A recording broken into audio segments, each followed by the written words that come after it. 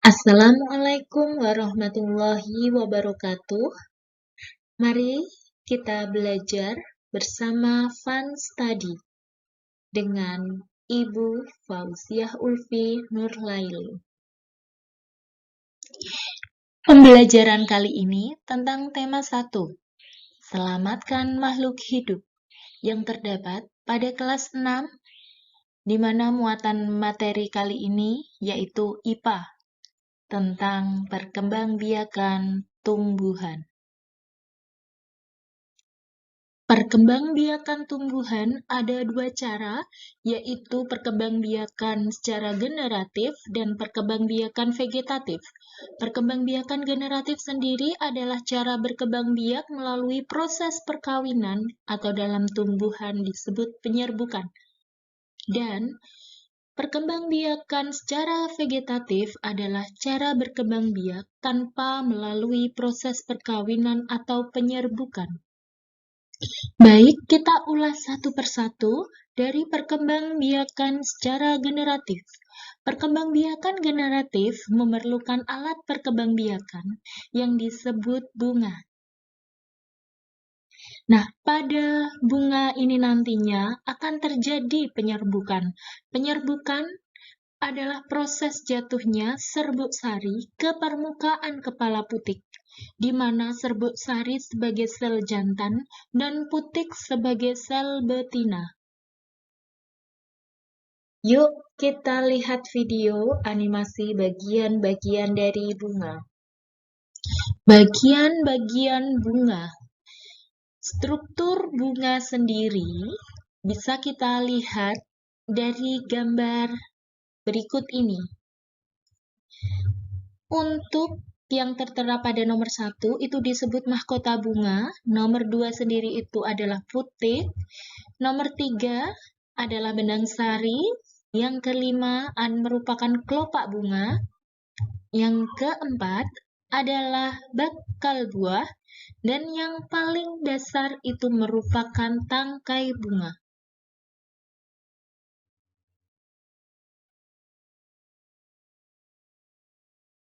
Setelah kita mengetahui bagian-bagian dari bunga, kita perlu mengetahui bagaimana proses penyerbukan pada bunga itu sendiri.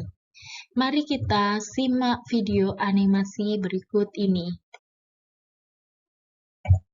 Penyerbukan adalah proses jatuhnya serbuk sari ke kepala putik, di mana kita bisa lihat pada yang bertanda lingkaran itu adalah benang sari yang memiliki serbuk sari. Serbuk sari akan jatuh ke atas kepala putik dan akhirnya turun, terjadilah pembuahan. Setelah kita mengetahui bagaimana proses penyerbukan itu terjadi, kita tentunya perlu mengetahui macam-macam penyerbukan itu sendiri. Macam-macam penyerbukan pada bunga.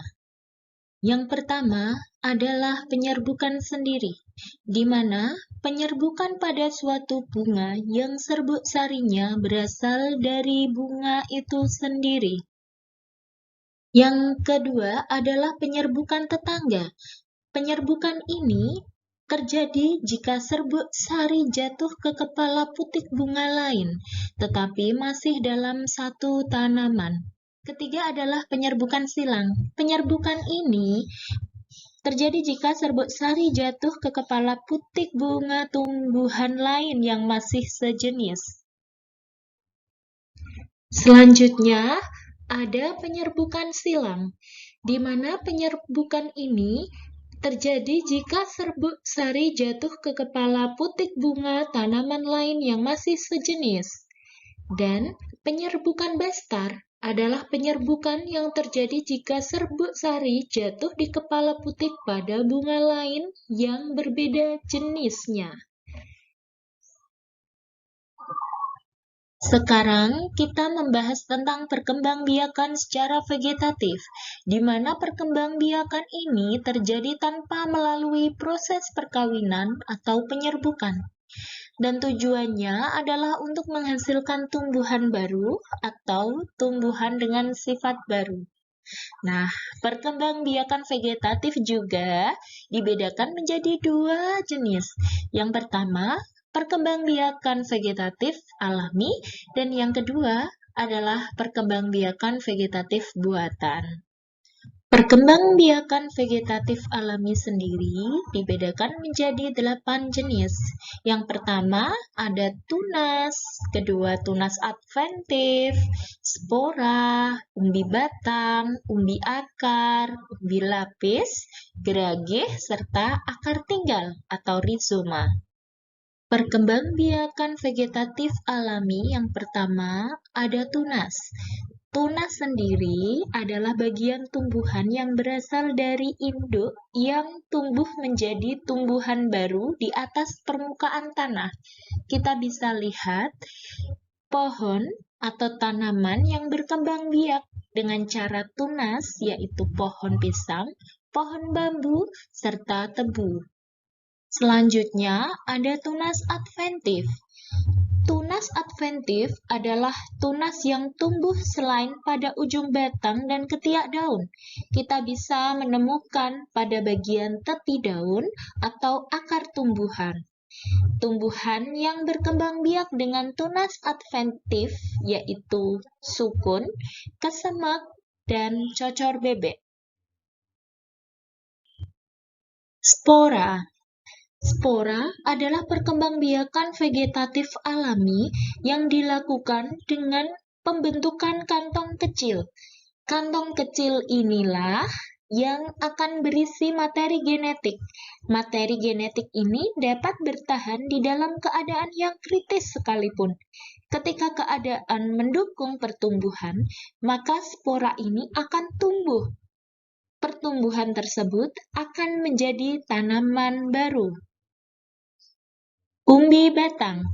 Umbi batang adalah perkembangbiakan vegetatif alami di mana memodifikasi batang yang tumbuh di dalam tanah, berperan sebagai tempat cadangan makanan juga. Contoh tumbuhan yang berkembang biak dengan ubi batang adalah kentang serta ubi jalar. Selanjutnya ada umbi akar, di mana umbi yang terbentuk dari akar. Dilihat dari asalnya, umbi akar dapat terbentuk dari akar tunggang, yaitu umbi wortel dan lobak. Ada juga yang terbentuk dari akar cabang, seperti umbi ketela pohon atau singkong, ketela rambat, atau ubi jalar. Selanjutnya ada umbi lapis. adalah daun yang berlapis-lapis tebal sehingga membentuk seperti batangnya. Dan pada bagian dasar tumbuh akar serabut. Nah, kita bisa lihat contoh tanaman yang berkembang biak dengan umbi lapis sendiri. Ada bawang merah, bawang bombay, bawang putih, tulip, serta bakung. Selanjutnya, ada geragih atau stolon. Geragih atau stolon adalah modifikasi batang yang tumbuh menyamping dan di ruas-ruasnya tumbuh bakal tanaman baru. Kita bisa lihat tanaman yang berkembang biak dengan geragih atau stolon adalah stroberi, pegagan, antanan, serta rumput teki. Selanjutnya, ada akar tinggal atau rizoma, di mana rizoma ini adalah modifikasi batang tumbuhan yang tumbuh menjalar di bawah permukaan tanah dan dapat menghasilkan tunas serta akar baru dari ruas-ruasnya. Contoh tanaman yang berkembang biak dengan akar tinggal atau rizoma sendiri ada kencur, jahe, lengkuas, kunyit, temulawak, dan alang-alang. Setelah mempelajari perkembangbiakan vegetatif alami, kita juga perlu mempelajari perkembangbiakan vegetatif buatan. Perkembangbiakan vegetatif buatan sendiri merupakan perkembangbiakan yang dibantu oleh manusia. Apa saja ya? Yang pertama, ada mencangkok. Kedua, mengenten atau bisa disebut dengan menyambung. Ketiga, okulasi atau menempel. Yang keempat, merunduk. Dan yang kelima adalah stek. Mari kita bahas satu persatu, dimulai dari mencangkok. Mencangkok itu merupakan salah satu cara paling mudah dan sudah banyak digunakan oleh manusia untuk memperbanyak tanaman. Tujuan dari mencangkok itu untuk mendapatkan keturunan yang lebih bermutu dari suatu tumbuhan. Nah, contoh tumbuhan apa saja ya yang bisa dicangkok? Ada tumbuhan mangga dan tumbuhan jambu. Yang pastinya, tumbuhan yang bisa dicangkok adalah tumbuhan yang berkayu. Vegetatif buatan yang kedua ada mengenten atau menyambung. Mengenten atau menyambung dilakukan dengan cara menyambung pucuk tanaman dengan batang tanaman lain. Contoh tumbuhan yang bisa disambung itu adalah kopi, mangga, dan durian. Perkembangbiakan vegetatif buatan yang ketiga adalah okulasi atau menempel, di mana kegiatan menempelkan mata tunas pada batang tanaman sejenis yang akan dijadikan induk. Contoh tanaman yang bisa diokulasi adalah bunga mawar serta pohon mangga. Pada bunga mawar akan menghasilkan dua warna atau lebih yang berbeda. Sedangkan pada pohon mangga, batang bawah memiliki perakaran kuat dan dalam serta tahan terhadap penyakit akar. Selanjutnya, merunduk atau layering adalah salah satu bentuk perkembangbiakan vegetatif buatan pada tumbuhan bercabang panjang dengan cara merundukkannya ke tanah sehingga batang tanaman yang merunduk dapat berkembang biak dan tumbuh akar baru. Contoh tanaman yang bisa dirundukkan yaitu arbei, stroberi, dan anggur. Yang terakhir ada stek. Stek adalah perkembangbiakan pada tumbuhan dengan cara menanamkan potongan atau bagian dari tumbuhan.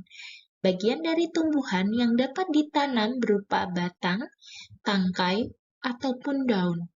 Contoh tumbuhan yang dapat di stek adalah singkong dan bunga mawar. Terima kasih telah belajar bersama Fun Study. Semoga materi yang Ibu sajikan bisa memudahkan anak-anak dalam mempelajari perkembangbiakan tumbuhan. Cukup sekian. Wabillahi taufik wal hidayah. Wassalamualaikum warahmatullahi wabarakatuh.